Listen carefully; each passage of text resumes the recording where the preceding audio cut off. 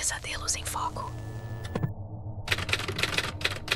Meu nome é Sofia, tenho 32 anos e sempre gostei de garimpar em brechós. Não pelos móveis grandes ou roupas de festa, mas pelos pequenos detalhes, as miudezas que contam histórias silenciosas. E foi numa dessas buscas que encontrei a primeira peça. Era um sábado chuvoso e o brechó, apertado e empoeirado no centro da cidade, cheirava naftalina e mofo. Eu fuçava numa caixa cheia de quinquilharias de cozinha quando meus dedos tocaram algo liso e frio. Puxei para fora um azulejo hidráulico. Não era inteiro, mas um fragmento de uns 15 por 15 centímetros, com desenho geométrico em tons de verde musgo e bordô. Nada de especial, exceto por uma pequena imperfeição no esmalte, no centro do padrão, que parecia um olho minúsculo. Comprei por uma bagatela, tipo troco de pão. Levei para casa e, sem pensar muito, colei o azulejo na parede da cozinha, acima da bancada. Achei que daria um charme retro. Nos primeiros dias, tudo normal. A rotina seguia, o trabalho, a casa, aquela vidinha que a gente leva. Mas comecei a notar pequenas coisas. Era de noite, e eu estava lendo na sala. Um estalo na cozinha me fez levantar. Fui verificar. Nada. Porta fechada, janelas idem. Pensei que fosse o prédio antigo se ajeitando. Mas os estalos viraram rotina, sempre que eu estava sozinho em casa e a atenção desviada. Não eram barulhos de algo caindo, mas como se a própria estrutura da cozinha estivesse sob uma leve tensão. Depois veio a sensação de estar sendo observada. Sabe quando você sente pelos nas costas? A princípio, eu atribuía ao cansaço, ao estresse do dia a dia. Mas a sensação se intensificava na cozinha. E sempre, meus olhos recaíam sobre o azulejo na parede. Aquele pontinho no centro parecia mais vívido. Comecei a evitar a cozinha à noite. Preparava algo rápido e voltava para a sala. Sentia um frio irracional ao passar por lá, mesmo com o aquecedor ligado. Uma noite, acordei sobressaltada com o barulho da torneira da cozinha pingando. Eu tinha certeza de que a havia fechado completamente. Levantei, fui até lá. O pingar era lento, constante. Enquanto fechava a torneira, olhei para o azulejo. Juro, pareceu que o olho no esmalte cintilou por uma fração de segundo. Não contei para ninguém. Parecia loucura. Um azulejo me assustando, mas o desconforto só aumentava. Passei a ter pesadelos estranhos, não com monstros ou fantasmas, mas com espaços apertados, paredes que se moviam, a sensação de estar presa. A coisa escalou quando minha planta da cozinha, uma samambaia que vivia feliz, começou a morrer. As folhas murchavam, ficavam amareladas, mesmo eu cuidando dela como sempre. Era como se algo estivesse sugando a vida do ambiente. E o azulejo parecia mais escuro, as cores mais intensas. Decidi que precisava me livrar dele. Numa tarde de sol, armei-me de uma espátula e comecei a tentar remover o azulejo da parede. Foi estranhamente difícil, como se estivesse grudado com algo mais forte que argamassa. Enquanto forçava, senti um arrepio na nuca. Olhei para trás. Nada. Mas a sensação de estar sendo observada era sufocante. Quando finalmente consegui arrancar o azulejo, um pedaço da parede veio junto. Deixei a peça sobre a bancada e fui buscar um saco para descartar. Ao voltar, a samambaia parecia um pouco menos murcha. Pode ter sido impressão, mas senti um leve alívio no ar da cozinha. Enrolei o azulejo em várias camadas de jornal e plástico e o levei para a lixeira mais distante do meu prédio. Naquela noite, dormi profundamente pela primeira vez em semanas. Os estalos pararam, a sensação de ser observada desapareceu. Minha samambaia se recuperou. Nunca mais comprei nada em brechó sem antes olhar com muita atenção. E aquele azulejo, não sei o que era. Uma energia ruim impregnada? Alguma coisa que se prendeu a ele? Só sei que trouxe uma sombra para minha casa. E a lição ficou: nem todo objeto é apenas um objeto. Alguns carregam histórias. E nem todas são boas. Meu nome é Helena.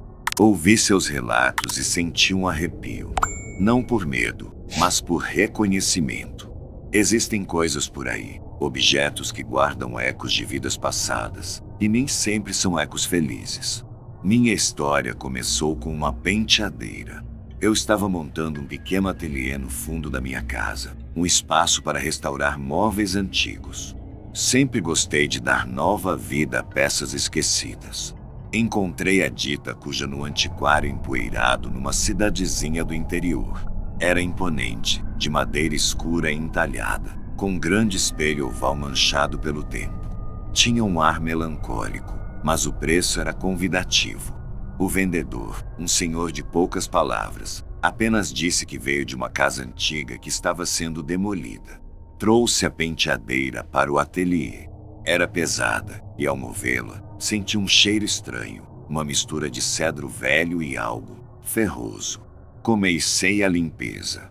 A madeira estava ressecada, o espelho opaco.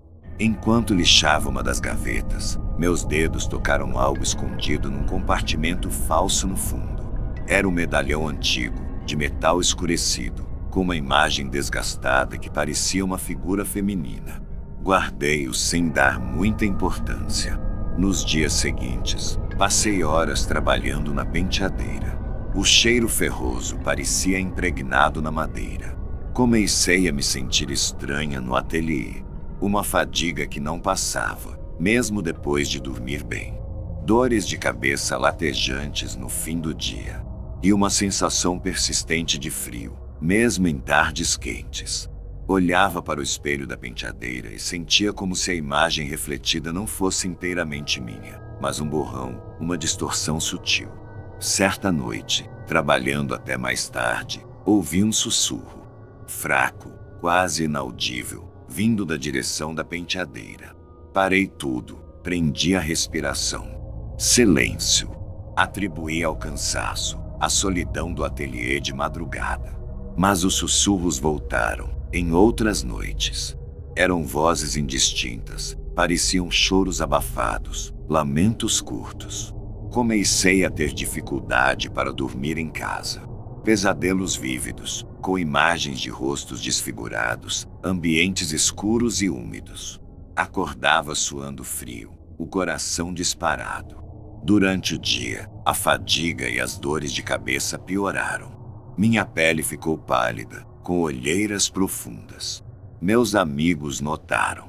Você parece doente, Helena. A ponto de desistir da restauração, decidi examinar o medalhão que encontrei. Limpei a sujeira e a imagem ficou mais clara. Uma mulher de feições marcadas pela tristeza, segurando algo que parecia uma navalha. Senti um calafrio. Algo naquela imagem me perturbou profundamente. Larguei o medalhão e voltei para a penteadeira. O espelho parecia mais escuro do que antes. Enquanto o encarava, tive uma vertigem. Vi, por um instante, não meu reflexo, mas o rosto da mulher do medalhão, com os olhos vazios e um sorriso macabro. Recuei, tropeçando em uma lata de tinta. O susto foi real. Decidi pesquisar sobre o antiquário e a casa de onde a penteadeira veio. Demorou, mas descobri que a casa pertencia a uma família que, décadas atrás, foi palco de uma tragédia. A filha mais velha, após sofrer com uma doença prolongada e dolorosa, tirou a própria vida no quarto, usando uma navalha. E adivinha onde a encontraram? Sentada em frente à penteadeira. A informação caiu como uma pedra sobre mim. O cheiro ferroso, os sussurros, os pesadelos, a sensação de tristeza, tudo se encaixou de uma forma horrenda. A penteadeira não era apenas um móvel, era um portal, um receptáculo da dor e do desespero daquela mulher. Não consegui mais ficar com a penteadeira. Não a vendi. Não a doei. Com a ajuda de um amigo, desmontei-a no ateliê. Cada peça de madeira, cada gaveta, o espelho, Tudo foi para uma caçamba de entulho e levado para longe. O medalhão, joguei em um rio. Aos poucos, as dores de cabeça sumiram, a fadiga diminuiu, os pesadelos cessaram. O ateliê voltou a ter um ar leve. Mas a experiência me marcou. Entendi que alguns objetos carregam o peso de histórias trágicas, energias que se agarram a eles e podem afetar quem se aproxima. Aquela penteadeira era mais do que madeira e espelho. Era um monumento à dor de uma alma perdida. E é um lembrete constante de que o passado, às vezes, não fica onde deveria. O que vou contar agora é algo que ainda me tira o sono. Depois daquele dia, nunca mais pisei num brechó. E certas imagens, elas simplesmente não saem da cabeça. Não é uma história para os fracos de estômago. Eu vivia numa cidade pequena, dessas onde todo mundo se conhece, ou pelo menos, conhece a história de todo mundo.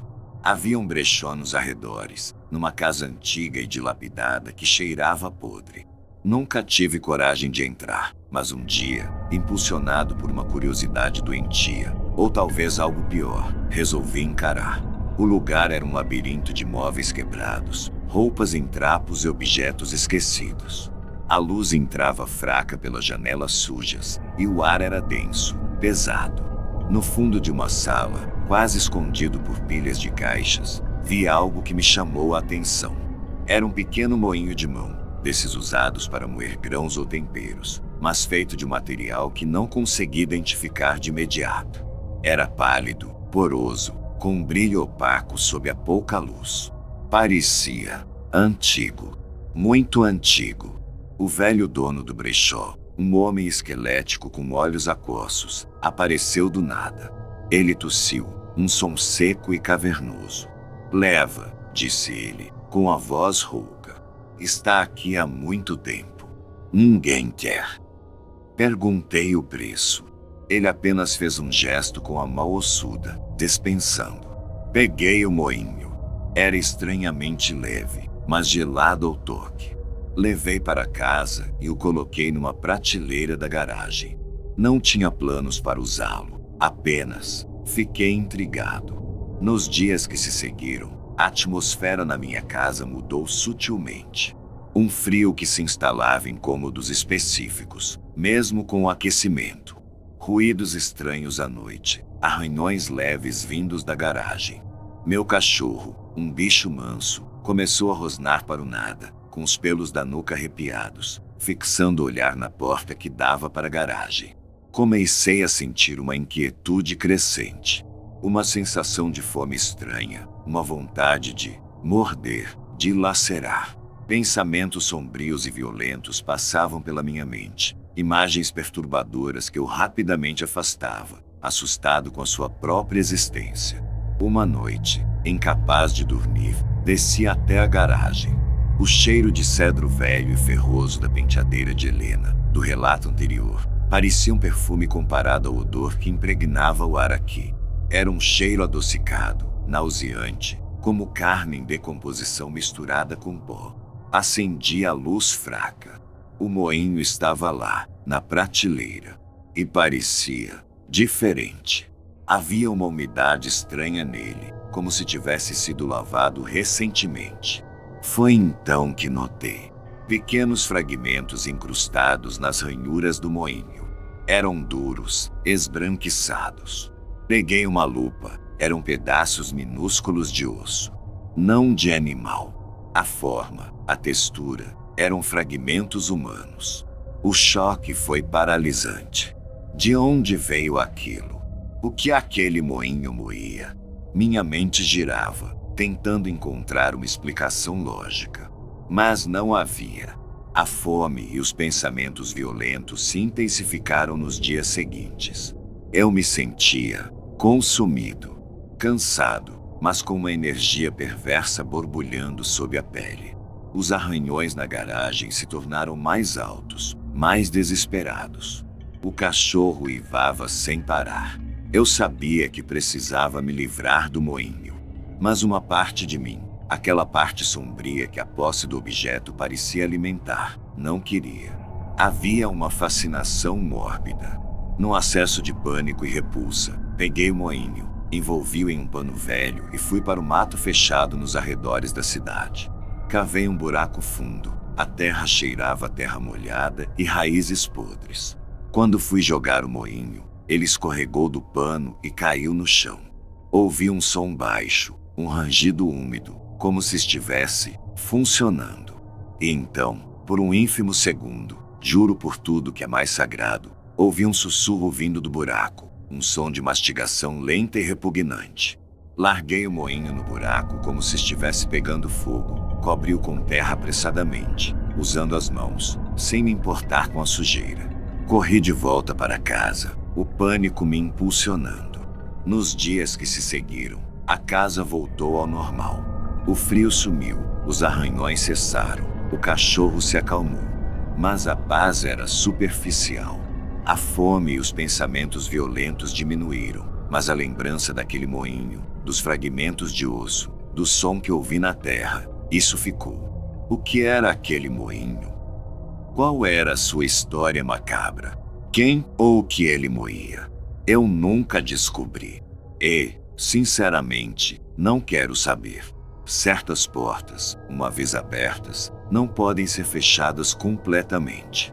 E eu sinto, no fundo da minha alma, que um pedaço da escuridão daquele moinho ficou comigo. Um lembrete silencioso de que o brechó pode esconder não apenas objetos esquecidos, mas horrores inimagináveis.